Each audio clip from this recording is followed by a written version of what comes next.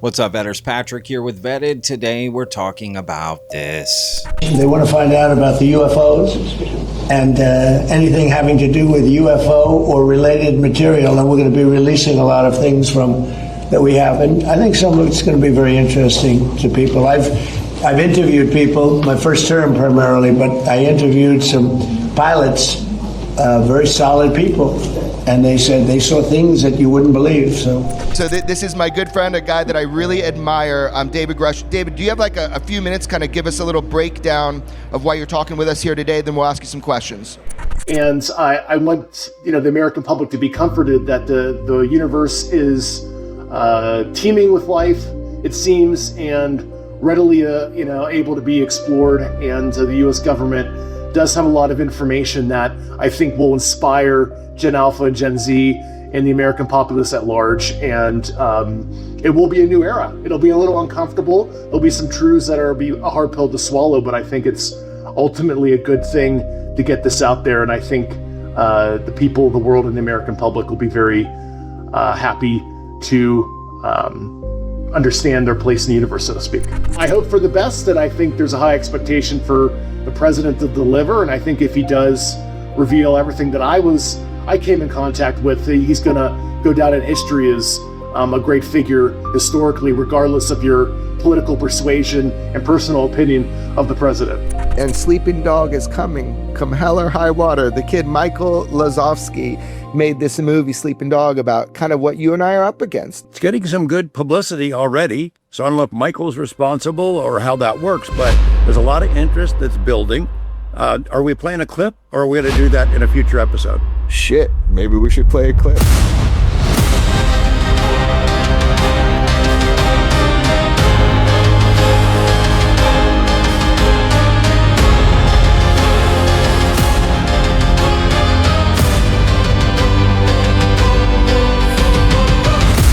Betters, please hit that like button. That really helps out the videos. And of course, if you're not already subscribed, hit that subscribe button, y'all. All right, so recently Jeremy Corbell interviewed David Grusch at something called the Space Symposium. So we're going to be going over clips from that particular interview.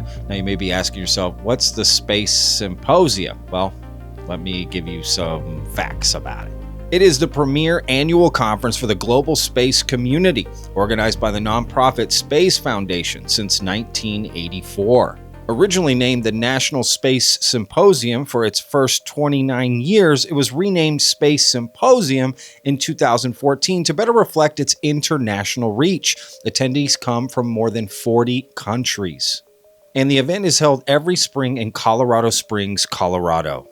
It brings together thousands of space professionals from government, military, industry, and academia for panels, exhibits, networking, and discussions on space policy and technology.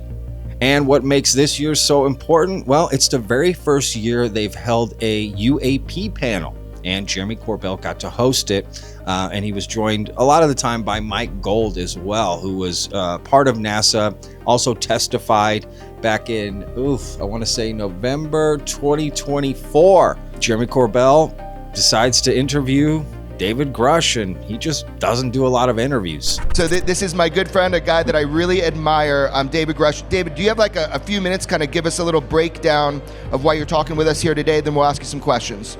So let's go through some of the statements that David Grusch made.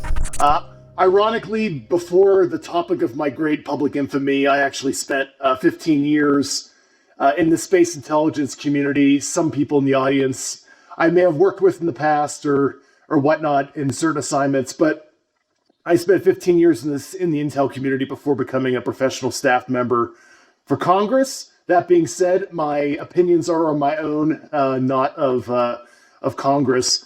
But I served in the Air Force, NRO, and NGA as a senior intelligence officer. And ironically, I was also the former intelligence integration division chief for the Space Security and Defense Program here in Colorado Springs as well about a decade ago. And I spent many, many years providing counterintelligence and program protection support on the X-37B orbital test vehicle. So I have a great experience in test. Worked on a lot of space programs, worked on a lot of offensive cyber programs, and classified ISR programs. But Of most significance to the topic we're going to discuss today, in my last assignment during the IC, I dealt with transmedium threats and unknown anomalous activity in our skies and our space domain and undersea. So I believe we're entering in an era in which most consequential threats may not present themselves in familiar ways. Some will present unique signatures. Some will maneuver in non-standard ways. Some will exploit transitions across our air, space, and upper atmospheric environments that our legacy kind of sensor and analytical constructs still treat as separate problems. And I know that's something that the Golden Dome program, which is the president's priority, is trying to tackle. But because of some of these advanced UAS and anomalous detections, has changed our threat picture, and certainly the intelligence community is aware of this. And there were, legacy programs tackling this, and I'll call it rice bowls or stovepipes. And a lot of that data was not shared with me and my team at NGA, and ironically, not even with the Aero office that's currently been instantiated at the Pentagon to try to tackle this issue from a over perspective.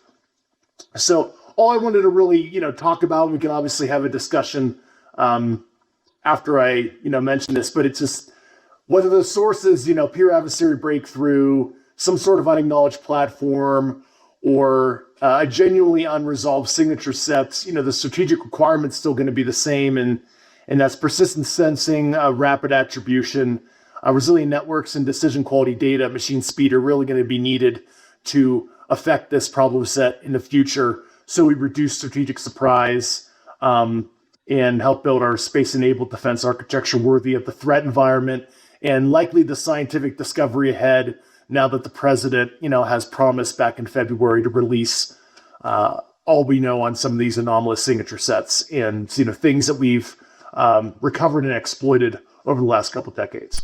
So I have a few questions. Why do we keep calling it unidentified anomalous if they know they're aliens and we got alien spacecraft and alien bodies, right? Matthew Sullivan's good friend who was going to come forward was allegedly part of the UFO legacy program, had seen craft, had seen bodies. So why are we still calling it unidentified and anomalous? And why are we worried about strategic surprise? We have this stuff. Like, what are we talking about? Right? Space frontier. It just seems contradictory. Although I do agree with what David said, it doesn't align with if this other part is true. Then we don't know if we have craft or bodies, if that's the case, right? Or am I looking at this wrong? I don't know. Let me know what you think in the comments. But what he did say there at the end about Trump, well, Trump actually said this today. Releasing as much as we can in the near future for some reason, and I guess it's just a reason that's been in the minds of people for a long time. That is such, they want to find out about the UFOs and anything having to do with UFO or related material, and we're going to be releasing a lot of things from that we have, and I think some of it's going to be very interesting to people. I've interviewed people, my first term primarily, but I interviewed some pilots, very solid people, and they said they saw things that you wouldn't believe. So you're going to be reading about it. Yeah. So, okay, we're going to be getting some of this stuff that they're going to be releasing. But again, I would ask the question, why isn't Trump meeting with Matthew Sullivan? Why pilots who saw something they can't explain? What about the guy who says he saw alien bodies and UFOs up front, right? Like, where are these guys at? Why are they not talking to Trump?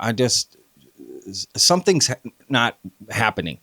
There's a broken line of communication between the people who make decisions at the White House and the people who are talking in Congress. Like, how are they not able to bring that information and get movement on it, right? Luna, Burchett, Burleson, right? I feel like some doors are being opened, right? That is fair to say, but I'm still seeing some contradictory statements, and I don't know how I feel about it. Yeah, having spent 15 years in the IC at the highest levels, handled the presidential daily brief, I was cleared to most, DoD special access programs. I saw a sharing issue amongst that ecosystem, but also a 9/11-like intelligence sharing problem where there were certain centers of excellence that were sequestering this information, and the government was starting to spend capital on this problem set overtly, but it turned out the government had, decades and decades of information and, recovered FMA, FME'd material. And I thought that was a huge issue. And then once again, it wasn't being reported to Congress. So back in 2022, I went to the ICIG with people that worked on those programs to blow the whistle. And I subsequently briefed, the Senate and House Intelligence Committees in a classified environment, in a compartmented environment, on those details. All right. So, Grusch does bring up a good point as far as sharing, right, within the intelligence community. He brings up 9/11 as an example. And for those of you that may not be aware, the theory suggests that back before 9/11, basically the intelligence organizations were not sharing information, and potentially we could have stopped 9/11, essentially, right? And that's a huge problem. I agree. So is that what's happening here? And that's kind of what he's insinuating, right? Are we still doing that? And the information that needs to get to the White House, I guess, about this isn't getting there, right? Now, it just kind of hit me as David was saying, like, hey, I'm seeing this lack of sharing, and you know what? Nobody's doing anything about it. So I'm going to file a complaint. This isn't happening. I want to see this happen. I got to admit, that makes a lot of sense. I got to commend him for that, right? Coming forward and even if certain parts of his story don't really line up, I still commend him on bringing his investigation forward and letting it be ridiculed and picked apart and looked at. He could have done nothing. I do appreciate that, right? But I would still argue, again, why, Jay Stratton has been to visit the president. A lot of people have said they've briefed the president. Why are they not bringing UFO legacy people when they know they exist, right? That's cut through all the crap. Forget the pilot. I respect all that. The pilot who saw something he can't explain, and this guy heard something, forget that. Bring the guy who's working on aliens and UFOs to the White House. That's it. Trump hears it, sees the evidence. Oh man, we are doing this. Is crazy. Let's get this out there. Instead, I'm a little worried of what we're going to get. I don't think people are going to be happy with what gets released. I, for one, will be happy because it's something more than we had before. So new data to look at. But will it be disclosure? Right? And the government then is going to say, hey, we gave you everything we have. Yeah, but you didn't give us the cover up and the bodies and we don't have it. Oh, that's not true. Cover, it's just going to turn on itself. Right? People are going to turn on the administration that they didn't do enough. And then no other administration is going to want to touch this topic because they're like, don't go down that road, man. You won't please anybody. So they're just not even going to want to deal with it. So it either happens with Trump now, or I don't see it happening for a long time, right? So will people be happy with the files that get released? And is it like what David is saying, right? And that's why he blew the whistle. But what's really happened since David blew the whistle? I guess you could argue it has led to these files and Trump knowing, to some extent. Yeah. Yeah, I think there should be a public acknowledgement strategy. Some of that needs to come from the White House in terms of how much that we acknowledge and reveal to the public. But I would like to see greater integration with this problem set in our architectures. A lot of it was, we'll call hidden in an onion fashion. In a lot of the space architectures, a lot of the people in the audience are familiar with, both classified and, over white side space world. But we need to be better stewards of the taxpayer money and actually overtly integrate this, add this to the National Intelligence Priority Framework list, and to actually task our analytical centers overtly, whether it be NASIC, DI, MISIC, etc., on this. So we build an informed, larger cadre of people tackling this issue, because it is very interesting and there's some stigma behind it, but I would like to see the greater integration so we're just better stewards of the taxpayer money. And again, I think what's going to happen is they're going to release the stuff they can't explain, right? The unidentified, the anomalous stuff, which, again, allegedly, we have people who have been working on stuff that's not unidentified, that's not anomalous. We know what it is. We have the bodies, right? We have the craft. We can fly them. I think what's going to start to happen is I think you're starting to see a lot of people's stories get squeezed, right? Get squeezed for all the juice. And you start to see what's BS and not, right? What are some of these stories and people that have come out and said what the government has or knows? And you realize that that's not it at all, right? So there may be a truth that we do have a craft or a body. But honestly, it's looking a lot less likely that that's the case. It's looking a lot more likely that there are things flying around. We just don't know what they are, but we don't have any, and we don't have any bodies. But yes, there is a problem with unidentified craft flying around that we just don't know where it's from. That makes the most sense. The simple impact is the security stovepiping, and that should be of no surprise with a lot of people in the audience that have been in the special access program or controlled access program environments. You know, I had a lot of very senior friends of mine saying, "Hey, Dave, why am I not briefed? If this exists, you know, I should know." And that's a big problem in positions I've had. You know, at the NRO Operations Center, Space Security and Defense Program, working for the Joint Chiefs, working at NGA as kind of the UAP Transmedium Issue Lead. You know, I had the need to know to be, fully cleared into those programs. And, politics and personalities and rice bowl kind of mentality, blocked our access as a team for the most part. And I think that really hurts us, like I was saying earlier, where we should be leveraging, national overhead enterprise and other parts of our national intelligence enterprise on this topic. But we use it, in secret, on the down low, the night job of a certain analyst at NASIC who also works for the legacy program that's also analyzing this stuff without telling his boss. That's essentially how the program has, dealt with this over the time. And I just think that that's a real travesty. And I think being able to overtly integrate it into architecture also prevents false flag issues. So there was actually a famous 1971 treaty between the USSR and the US. You can look it up. It's unclassified. It was signed in September 1971. And you'll see Article 3, they were worried about the UAP problem set triggering nuclear escalation because of the misidentification of anomalous activity near NC3 assets. And so I think that'll de-escalate possible geopolitical issues if we overtly bring out the topic as well. That's kind of a more prosaic, unexpected, second order consequence of more transparency. All of that makes sense. But again, I don't know about the guy. I guess what he's saying is people are secretly working for the UFO legacy program while they're in different positions. And okay, well, because it's always been kind of painted like there is this secret base and secret program and secret scientists, and secret officials and secret, but it sounds like people are just pulling double duty and working at nights or something. I don't know. But again, the idea that there is unidentified anomalous stuff happening. Yeah, I think that's undeniable at this point. The bigger question is, do we have craft and bodies that so many people have said we have? That's the juice that needs to get squeezed, because it's seeming more and more likely that that's just not the case at all.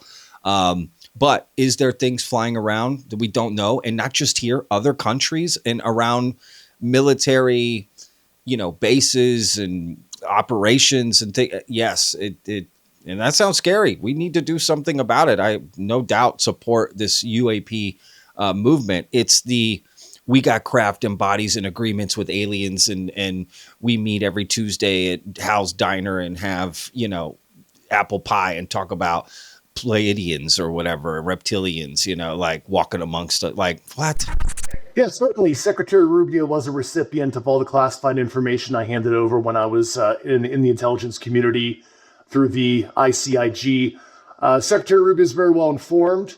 I would recommend the White House interface with the President's Intelligence Advisory Board. Mr. Devin Nunes is the chair, and actually concoct a plan with the cabinet based on the breakdown of different mission areas that each cabinet member will have to deal with in this issue, to include, public health concerns and HHS, to include, national security and defense concerns with Tulsi Gabbard and Pete Hegseth. And I think we'll get, a basic affirmation to meet the president's intent based on his tweet back in February. Will it be everything the public Once, I don't know. I'll certainly be an advocate for that. And I know Congress strongly wants the executive branch to come clean with everything it knows. And I know that the members, I support, to include Congressman Eric Burlison, who'll be speaking here later, will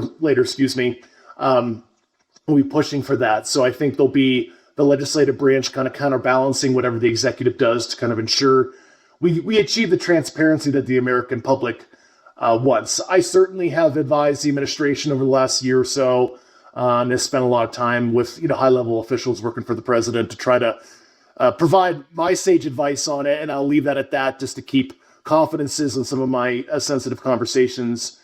But I hope for the best, and I think there's a high expectation for the president to deliver, and I think if he does reveal everything that I came in contact with, he's going to go down in history as a great figure historically, regardless of your political persuasion and personal opinion of the president. Look, I hope I'm wrong. I hope this happens, right? I hope we do get disclosure, right? This acknowledgement that we're not alone on this planet.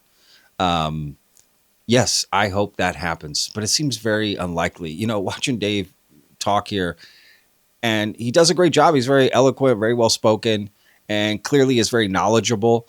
But it sounds like, when you see those sports shows and someone's coming on and an announcer and is talking about what the Philadelphia Eagles should do next season to win a championship, right? And it's usually all wrong, right? So clearly a lot of the stuff that David Grusch is suggesting is just not happening. Maybe little things, right? Like, okay, yeah, we'll release the files in aliens.gov, right? So they're not calling it unidentified, anomalous. They're just straight up leaning into aliens, right? So, I don't know. I hope I'm wrong. And I think it's good that people like Grusch are doing what they're doing. Let's put it that way. I have no problem with it. I support it. Go for it. If we get something from it, great. Right. I will be the first one to stand up and give a round of applause and a clap and bow down and hey, thank you. You did it. But hearing the thing about Rubio, right? He gave all the information to Rubio. Rubio has all that. That's not good, because this is what Rubio said last November when Age of Disclosure came out. But I got to ask you, there's a show that's come out. It's called The Age of Disclosure. Yeah. Okay, I know everyone probably, right? Everyone asks you about it? Sure. It's a new documentary. We had repeated instances of something operating in the airspace over restricted nuclear facilities. It's not ours, and presidents operate on a need-to-know basis. Yeah. Okay, that is... So a couple points on it. First of all, I'm not disavowing that. It was an interview that was done almost maybe 3 or 4 years ago when I was in the Senate. Right. So it wasn't recent. The second point I would make, I was describing the allegations that people have come forward with. I had people that came forward to us. Some of these people were Navy pilots, admirals, generals, whatever, that would come forward and say, that there were programs in the U.S. government that not even presidents were made aware of. So I was describing what people had said to me, not things that I have firsthand knowledge of in that regard. A little bit of selective editing, but it's okay because, you're trying to sell a show there. But the fundamental comments, I haven't seen it, but the clips I've seen and people have shown me are fundamentally true. And that is, there are things, we know this has been documented. There have been things that fly over the airspace, restricted airspace, be it where we're conducting military exercises or the like, and everyone in the government says they're not ours. And so what I worry most about, just me personally, is that some adversary, another country, for example, has developed some asymmetric capability for surveillance or the like that we just are not prepared for. We're looking for missiles and fighter jets, and they're coming at us with drones and balloons. Yeah. I remember, when NORAD turned on the radars and started looking for balloons, all of a sudden they spotted a bunch of balloons flying overhead, and 90% of them were innocent, things. A couple of them were Chinese. And so, but we never look for balloons because our radars aren't trained for that. So that really was the point I was trying to drive at. I can't comment on the rest of the documentary. It has, as I said, claims from people that were former admirals, naval fighters, people with high clearances in government. Some of them are pretty spectacular claims. I'm not calling these people liars. I don't have independent knowledge that what they're saying is true. Mm-hmm. The one observation I had is we had people that did very important jobs in the U.S. government who are saying these things. So we have people with very high jobs in the U.S. government that are either A, liars, B, crazy, or C, telling the truth. And two of those three options are not good. But I don't know the answer. I don't know the answer I don't have any point of, I don't want to call them liars. I just don't have any independent way to verify everything they said. And he hasn't really said anything else, right, about this. It's like, this is what happens. Yes, we hear a lot of things, just I can't verify any of it. So how are David Grusch and these guys verifying the stuff? Are they just taking the information, just this must be true, right? How are they able to verify, but Marco Rubio isn't able to verify, right? Or other people, right? If this could be verified, don't you think Marco Rubio, Tulsi Gabbard, all these people, the president would be all over it? Something's not happening. We're not hearing the full story, right? It's just not making sense. But what do you want people to understand from your experience about UAP, about the presence, the UAP presence here on planet Earth? I mean, straight up, what do you want people to know, David Grusch? There's truly anomalous signatures in the skies. The U.S. government understands it represents a form of sentient non-human intelligence. I know that sounds very Star Trek, a la, Gene Roddenberry and Rod's dad's sci-fi series, but it is true. And I want, the American public to be comforted that the universe is teeming with life, it seems, and readily, able to be explored. And the U.S. government does have a lot of information that I think will inspire Gen Alpha and Gen Z and the American populace at large. And it will be a new era. It'll be a little uncomfortable. There'll be some truths that are be a hard pill to swallow, but I think it's ultimately a good thing to get this out there. And I think the people of the world and the American public will be very happy to understand their place in the universe, so to speak. Again, I don't think there's ever been a question of, well, I mean, there has been a question, but, are we alone in the universe, right? The bigger question is, are we alone on this planet, right? And is that really what is going to come out? It just doesn't seem like that's the case. It seems like the government is just going to confirm that, yes, there are things flying around. We don't know what they are. That's it, right? That it stops there. So I don't know. Again, I hope I'm wrong. David seems very motivated, optimistic, hopeful that there will be a different outcome and we will get, big D disclosure, right? So again, I hope I'm wrong. I hope that happens. Okay, so this was the very end of the episode because they basically played this space symposium interviews that Jeremy Corbell did and during this weaponized episode. And at the very end of the episode, him and George Knapp start talking about Sleeping Dog, which is Jeremy's new documentary that's coming out really in just a couple weeks here at the first couple weeks of May. And they played a clip, right, from this upcoming documentary. They kind of tease it in the trailer, but this is a clip. And I have to admit, this is interesting. And Sleeping Dog is coming, come hell or high water. The kid Michael Lazowski made this movie, Sleeping Dog, about kind of what you and I are up against, man. And I'm glad he did. Like, I was really pissed at him. He's listening and he's our producer. I was kind of pissed about it. I gave him 20 years of footage and said, make some cool UFO movies. And then he kind of saw, he'll talk for himself, but he kind of saw what was going on, turned the camera around, and you and I were going through something at that time, trying to figure out how far we could push this. So I am excited. That movie is coming out and people should tune in. It's not my movie. It was made by Michael. And man, it pissed me off at first, but now, I opted in. Now I'm really glad it is because it tells it like it is. It's getting some good publicity already. So I don't know if Michael's responsible or how that works, but there's a lot of interest that's building. Are we playing a clip or are we going to do that in a future episode? Shit, maybe we should play a clip. So I'm going to pull it out, and then you're going to tell me if this is exactly like you said. Okay, so we got it? Yep. Okay, there's a white piece of paper around it. Is that right? Yeah, that's correct. I see original Polaroid. Holy shit. And where is this? That looks right. Where is this from? It's from Los Alamos National Laboratory. Your dad died, right? He did. He passed away about a month ago. I'm sorry to hear that. My dad died too. What was your dad's position and why do we find this interesting? he was in charge of all computer and cybersecurity for the entire laboratory. So I sent you some official documents from the lab that talk about meetings they had about atmospheric anomalies. There's also some information in there about Russian sightings, Soviet sightings.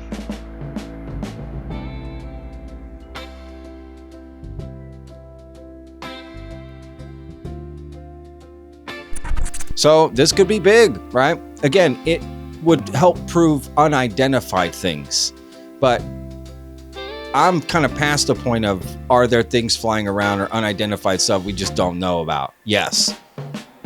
What about the claims that we have alien bodies and craft? That's what I'm most interested in. So I'm very much looking forward to that documentary, Sleeping Dog. And this was a great episode of Weaponized. Put a link down below in the description so you can see the rest of the interviews that Jeremy Corbell did as well. And we'll see you guys on the next one. Remember about us, every day's a gift, y'all. Peace.